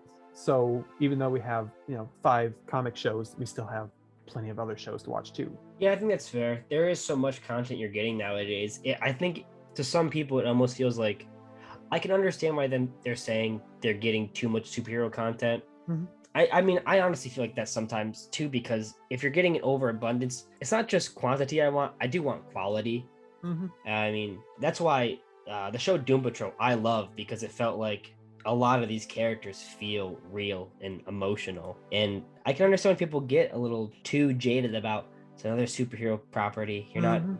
You're just getting the same old, same old. But how many fucking cop shows are there on television? Mhm. You know? And there's also, like, considering that comic book movies, like, comic book isn't a genre in itself, it's a medium, and then you have all these other genres inside of it that you can play in. Like, if you're doing it right, each comic book movie should feel like it's a different genre than the other. Like, Thor Ragnarok doesn't feel like Guardians of the Galaxy, which doesn't feel like Winter Soldier, which doesn't feel like Man of Steel. And if you keep up a variety like that, then you can get away with having so many different comic book properties a year because they feel different from each other. Yeah, I would agree. Mhm. I think one of the most important things that makes you latch onto the character is how invested you are in them. And what do you think is a really important tool to get you invested in characters? Especially like when you're first introduced to them. I think when you're first introduced to a character, you really, really need to see the heart of that character. You need to see what they're fighting for, what they exist for. You need their purpose. And I think that's why characters like Captain America stand out so well, because from the moment you meet him, you understand what he's there for. He's there because he doesn't want to give up and he doesn't like bullies. And that gives you something that you can get behind and root for, and you follow him through all these different movies. And as long as you give them that emotional beat to latch onto, then you give them something to stick around for. Yeah, I'd agree. As long as you feel like your character has a purpose. Mm-hmm. What do you think is one of the biggest sins it comes to producing like superhero content? Like one of the things that can really be a huge turnoff when it comes to the medium of like comic book and comic book characters. Easily just deciding on what the right tone is going to be. Like, there are some people that make comic book adaptations that are too afraid to get too into the comic booky side of it, so they play things seriously, and sometimes it can be too serious and it kind of just destroys anything that made the property special to begin with. Or they could lean too heavily into the campiness of it, and they can also take away, and that would take away all the heart and all the, I want to say, like, the intellect of it. Like, they pretend like these are nothing more than kids shows or kids books, and they treat them like such, like something like Batman and Robin. And I think there's a balance between the two where you keep what's serious about the stories while also keeping what makes comic books fun and unique. And it's hard to strike that balance because obviously it doesn't happen every time. I have to definitely agree. One of the biggest things that came out after the Snyder Cut is I remember one person saying that they just didn't like the film, or it was nothing like the cartoon he used to watch, the Justice League cartoon. Mm-hmm. And a lot of the things he was saying at first, I'm like, I disagree with or whatever. But I go and check the comments. People are like, well, it's not a Saturday morning cartoon. This is an adult film. And I've said it before, but there is a line where you don't want to feel like it's too campy or whatever, because it can take away from it. But like you said before, there's a reason that these characters shine. They have to have heart to it. And I think one of the things the guy was getting towards is that if you make it too serious, you lose the whole perspective of why you wanted these characters in general. Mm-hmm. Like, yeah, comics are different because they're innately ridiculous sometimes. You just have to say, like, oh yeah, this fucking space wizard. Okay, cool. Like, you can just say that and it doesn't bother you. If it's in a movie sometimes, it will almost seem weird. It's like, all right, a space wizard. Okay, what's going on? But with comics, you can have that levity towards it, and it can come off like it is a Saturday morning cartoon, but that's not necessarily bad. Also, that it's like they use the word cartoon like it's a slur. Like, what's wrong with a cartoon? Like, it's not 1982 anymore. Cartoons aren't used as toy commercials.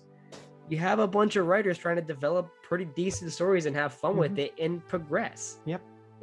I don't know why people expect, oh, it's not a cartoon. By someone saying this is an adult film does not make it a good film. Exactly. By someone saying it's a cartoon does not make it an under average film. These are just general terms you're throwing around. You can appreciate things and have fun with them. There's a lot of stupid things that I have fun with. There's a lot of dumb, like, horror movies that can be idiotic, but they're fun to watch. There's also a lot of serious stuff that can be really dark in tone, and I can't stand it. Like, you can have fun. There's nothing wrong with having fun. Sometimes it can take away from some of the narrative going around. Maybe a little too much fun can be too far, but quantity is subjective, and what you do with that and what tone you pick doesn't cement the movie. Exactly. The tone is just one direction. There's always more towards it. Look at the difference between a movie like Shazam and versus like Batman versus Superman. I love Shazam a whole lot more, and it's the exact opposite of tone, but the story is very through-lined and very emotional. It may not be a very serious take on a character, but there's a lot of emotion to it. As long as I like the character and I'm having fun and I feel attached, it doesn't matter if he's not yelling at people and brooding in the corner. Yep. Do you think superhero content in general benefits cinema? And how long term do you think the investment of superhero properties are? A lot of people nowadays consider it more like the Western genre, as it populated like for 30 to 40 years. And then after Blazing Saddles, it just fell right off. Right. Do you think that's going to be synonymous with superhero stuff, or do you think it's going to go a different direction? Well, it's hard to say. I think that everything does come in waves, and that more than likely we will see a point where this golden era of comic book material we're in now just kind of fades away for whatever the next new fad is, because chances are that's going to come. But I don't think that it's going to be coming anytime soon, because I think comic book movies have this advantage over something, say, like the Western, in that, as I mentioned earlier, comic book movies are innately full of all these various different genres, and that means that you have a lot more room to play, a lot more room to expand. Like if all comic book movies were exactly the same, like Caped Crusader fighting the good fight, then it would get old really fast. And honestly, it probably would have ended by now. But since that we have all these different things coming out, like you branching off into sci-fi, you can branch into detective mysteries, which I hope that the Batman does. You can branch into period pieces, which Captain America did. You can give these people all this wide variety of things to go see, and that makes the fatigue less noticeable, because it doesn't feel like you're seeing the same movie over and over again. And I think in that way, it's going to be a while before we see anything change, because the box office has definitely showed us that nothing's slowing down anytime soon, considering what Endgame just did and all the attention Snyder's Justice League cut is getting. And I also think that it's overall, before the pandemic, I would have argued that these are super beneficial to cinemas, because you get people to come out for these event movies, which all the Marvel movies have basically become. You get people in seeing ads and trailers for the next movie coming out, and people have a good experience in a movie theater one day, they're going to want to come back and have a good experience, in a week or two. If people have good experiences at places, they want to go to those places and have more good experiences. So I think it brings more people to the theaters, and I think that can only be good for cinema, regardless of what anyone else might say. I think it's definitely beneficial. I definitely agree. I'd almost say it's necessary too. One of the points you brought up is something someone else has said, where a lot of people are going to theaters just to see these films. And theaters aren't as easy as a business as it used to be, where everyone's coming in and they're making a ton of money. A lot of people are losing their theaters, especially with the pandemic coming out. Like, a lot of theaters have shut down, some of them permanently. So people don't realize how much the comic book films especially have been helping fund theaters and keeping them going. If the comic book properties collapsed, it would almost bankrupt so many theater industries, and not many would survive anymore. And I don't want to live in a world where I can't go watch a movie next week if I wanted to. Right. Yeah, because I've lived in that world for the last year and I hated it. Exactly.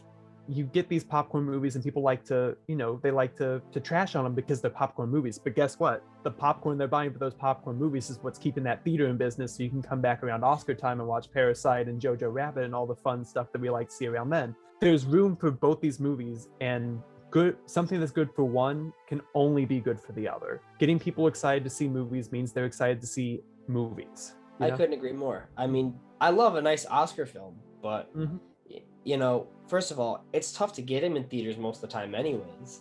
Second of all, if they're in there, they're not in there long. And all film is film, whether you get something that's super powerful in message or one that's trying to have a good time. I think some will stand out to you more than others, but as long as you're having a good experience, that can go a long way. I know a lot of friends of mine that absolutely adore really like heart-wrenching, serious toned dramas, but they'll also give a comic book film 9 out of 10 because they go, I just had a fun time in the theater, and Yep. that experience goes a long way. It makes me happy, and as long as I'm not walking out there upset, Yep. who cares? I definitely feel it. Say, I definitely wouldn't have my like Regal pass today if I wasn't going to see comic book movies. If those hadn't brought me into the theaters as a teenager, I wouldn't be going to see movies like, 1917 as an adult. It just wouldn't be happening. Yeah, I think that's a great way to put it too, because a lot of people, as cartoons or some adaptations are a gateway for into comics, comic book films are also a gateway into film. A lot of people get into film in general because they watch blockbusters. Like, oh, I watched Jurassic Park when I was younger, and then it made me look at film differently. And I think comic book films are another way of doing that because they are just a blockbuster at the end of the day. And the more you go to a theater and look at blockbusters, and you're like, this is to a good or bad thing. Sometimes you might say, this is great and all, but I'm starting to think I want a little bit more. And there's this film that's coming out next week that looks really cool, and I think I'm going to check that out. So it's a gateway into another property, another thing, and then you learn more about film. One of my favorite films growing up when I was really young was Batman Forever because I had so much fun with it. And then it's like, now I love seeing as wide of a range of cinema as I can see. And it's really weird to say, but I don't know if that would happen if I didn't start renting Batman Forever every week at like a Blockbuster. Oh, that's something, it's always crazy to think about. It's like I spent my entire childhood watching like Shrek, and that's the reason I'm watching like Casablanca now. Oh. It feels like such a big gap between the two. But that's funny. I actually just went to last year before pandemic, maybe a year and a half ago. Me and a bunch of my friends, we all like to go watch comic book films or whatever. But to think about a year and a half ago, how we all went to a big theater to watch Casablanca be performed in front of an orchestra, and it's like, yeah, I can't picture that happening 10 years ago, but I'm so glad I had that amazing experience. That sounds fantastic. That sounds unbelievable. It is, except when you think of the fact we are the only people under the age of 65 there. Everyone else there was super old, and they're like, how have you learned about Casablanca? And you're not gonna chastise some old person like, hey dude, I like film, or like, I like to broaden my horizons. They're just like, you just go up there and say, I don't know. It's so weird. And that's what's also cool. As much as any property, comic books, film, television, anything, you have a bunch of variety with the fans. You have so much of a difference. Like, that's why I'm saying, when you have a younger perspective on comics, it's radically different from someone who's older, but you get just as excited because there is so much history. Same with film. You may have different perspectives, but the more you get into something like this, the more you get attached. And it feels like you have a parasite latched onto you, like, I gotta learn more. I'll see like you or other people post about Twitter, like what they're reading, and I almost feel like I have to be pressured into reading more. So I'm like, everyone's learning some new cool shit, and I'm rereading the same book 4 fucking times. I gotta learn something new. Good. That's our intent. Our intent is to pressure you. You can't tell me otherwise. And another thing, it's like, I love the different perspectives on things because like there's some characters you'll talk about that like I would have no interest in, and then I'm like, maybe I'll give it another shot. Like, I remember when Jessica Cruz was introduced, I thought she had a cool design. I liked the idea of going from Power Ring to Green Lantern, but that film Justice League and the Fatal Five came out, and it made me so angry. I was like, I don't care about this character, because they do, to me, the number one Green Lantern sin is when you make a character Green Lantern and you say they're the greatest Green Lantern. There's fucking 8,000 of them. There is no greatest Green Lantern. How can you tell me? We have fucking 50 presidents, and people can't tell me what the greatest president is, like, let alone 8,000 of them. And it's like, oh, she's the greatest one, she's Limelight, and it's like, oh, just say she's awesome. I hate it when it's any Green Lantern, like Hal Jordan. I hate it especially when it's Hal Jordan. I love Hal Jordan, I love him so much, but it always just comes off so like he's the greatest Green Lantern. It's like, what does that mean? How can you be the greatest? He didn't just get a fucking A+ on his quiz. Like, characters should never feel like they're better than another. They should always feel like they're important, but they're not more important.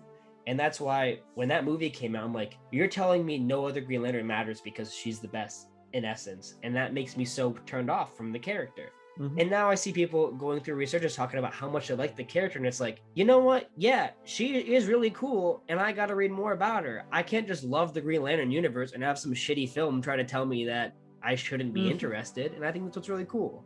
Right. That does piss me off though. I still haven't finished that film. I think I've tried watching it like twice. I get like 5 minutes in, and for some reason, I just kind of stop. I think I'm always watching it on my phone, so I think I stopped to go like tweet or something. I forget to come back to it. I think it's funny because people love DCAU. They love Mhm. Bruce Timmverse, and I think there's a lot of great stuff. But I don't like people looking at it with like rose tinted goggles. Like everything is fantastic. These are perfect Mhm. representations of the characters. You know, he always gets things one for one. It's like Bruce Timm is crazy. His perspectives on things can be super radical, or his Mhm. perspective. I've never seen a man push an agenda where you have a full-grown adult try to prey on someone half his age before. It not even like as like a Nightwing fan who loves the relationship between him and Barbara Gordon, but like just as a decent moral human being. I hate that. Yep. Nobody else would push that agenda in a film based on the Killing Joke except for him. And I'm still traumatized by the like, we're gonna take out all the problems with the Killing Joke. We're gonna make this Barbara's movie. And then you go, and I saw it in theaters, and you sit down and you have to watch that scene, and you're like, what the hell did I just watch? that scene is for, I want to say, for anybody who wants to see like or really understand what misogynism is, watch that film. Like, because it just showcases like she doesn't matter, she's not even a character. The idea of her being in pain and her being a love interest is all that matters. She Mhm. exists purely to be there for emotional turmoil. Everyone talks about the saying that Gail Simone capitalized by women in refrigerators. Yep. That film came out 20 years after that statement, and it's so poignant. And it Mhm. pisses me off to the next degree because people will still say, if you just cut out like the first 20 minutes, like it's still a good film. It's like, you can't cut that shit out because it's the most important thing about the end game. Mhm. And it's so unbelievable how people look at this guy like, Bruce Timm's a god. It's like, dude, he's another person. He makes some really great decisions, but you can't just write that off. And even that film, Fatal Five, like I think there's great stuff in it. I think a lot of things in the film can be fun, but he just has some things where he likes to stick on. This is the best. This is the coolest. You know, Mhm. Batman's the best character ever. If you don't like him, don't watch any show I make. Right. But that's adaptations. I think there's nothing more aggravating or rewarding for a comic book fan than watching an adaptation. Yeah, that's about the beginning and the end of it. That's you're either going to be so happy or you're going to be so let down. What's a character that you wish would be adapted into a film? Whew. Who do I still? It's trying to find the balance of who do I want and hasn't been announced yet. That's pretty good, though. At least you have to think about what hasn't been announced. I'm sorry, I'm completely blanking on this one. It's just trying to balance all these different projects in my head. I really, really would like to. There's the first thing that pops to mind is just Stephanie Stephanie Brown. I'm thinking a lot of the Bat Family people, and like it's because every time we get Batman, we get solely Batman. We haven't seen Oof. Batman with like a Bat Family since Batman and Robin on the big screen, Isn't and that just irritating? it's strange to think about. It's Yeah. awful to think about. That's why And- when BVS came out, I was so mad. Especially since Dick is supposed to be the dead Robin. I will say he's favorite character and all, but I gotta say my perspective on that is that people take that quote out of context a lot, and he Mhm. says like he thinks Dick it matters more, not because he thinks Dick's a better character than Jason, but it's the first. It's like if Right. you were a parent and your first son died, you might not have a second son. Yep. So I understand where he's coming at when he says that, but it just feels like it's stunting so much growth in a universe when you can't do that. So Right. when people get mad that it's Dick because they like the character and it's like it just sucks and it's like, oh, it's Jason's story. It's not Jason's story. This guy's not coming back. Dick would not come back. In his universe, kids die. That's how it is. Right. And like you said, it stunts the universe because if Dick dies and he doesn't go on to Jason, then he probably doesn't go on to Tim. He probably doesn't go on to Damian or Harper or Cassandra. That's the end of the Bat Family before it even begins, you know? Exactly. And that's the worst thing. I remember when they announced the Batman, it's like, it's so hard to be excited. It's like, oh, they're doing a younger Batman. And I sit there in my chair, gritting my teeth, like, they always do a fucking younger Batman. The only good thing about Snyder's verse is that he is older. I could have 3 Robins if I wanted to, and now he's gonna be 24 again. And it's like, I know so many people that love comics that say, Batman's not the most interesting thing about his universe. It's his family. It's his family dynamic. So when you get so many films and you don't have that dynamic, it's like, oh man, this really sucks. When when Dark Knight Rises came out, they announced, oh yeah, Joseph Gordon-Levitt, he's kind of like a Robin. The idea of that made me like the film so much more until I got older, and I'm like, I'm so angry at this now. The inkling of it being true made me happy. And I'm like, no, it's just so stupid. It'd be great to see Stephanie Brown in a film. And she seems like a perfect character nowadays to bring on screen. And you almost feel like her being attached to Batman almost stunts that from happening. It's a nightmare. It's a shame. Unless she shows up in Birds of Prey 2 as random teenager number 3. Oh, oh, it's so possible. She could probably show up on Titans in season 3 for the 80th character they introduced and also be terrible. Woo! Can't wait for her to drop the F-bomb too. Lots of fun. Lots of fun with adaptations. There's a lot of repressed pain here. You can be really excited, you can be really let down, but either way, the coolest thing about it is a gamble. A lot of people were really down and out on a lot of the CW shows. The new Superman show came out. A lot of people are really high on it. I know a lot of people love the Black Lightning show, and I think it's cool that you never really know. You can always assume or expect, but you might just get something that just totally surprises you. And I think that's what's great about having adaptations. There may be a ton of them, but you never know what you might find. Thank you so much for being here and talking to me, even though it's been about 2 hours. Yeah, that was, oh my God. That was a long time. That was fun. It was really fun. Yeah, the things always drag out longer than you'd be because I haven't talked about comics and it not go on much longer because there's so much to just complain about or just talk about. As much as there is like to love about it, there's so many things to be angry about. There's so many things to be angry about. There's so many things to, to rejoice about. And it's just, a tweet can only contain so many words when you want to say something. So I totally get it. It's nice to get that out every once in a while. Yeah, and again, thank you so much for being here and talking and getting your perspective out because it's really interesting. I know a lot of people are going to be just as interested as I was. Awesome. I'm glad I could be here to help. Thank you. Again, quick thank you to Anne for joining me in the discussion, and quick thank you for you to watching. So hopefully you'll check out some other interviews and you had fun with this one. So thanks again. Bye-bye.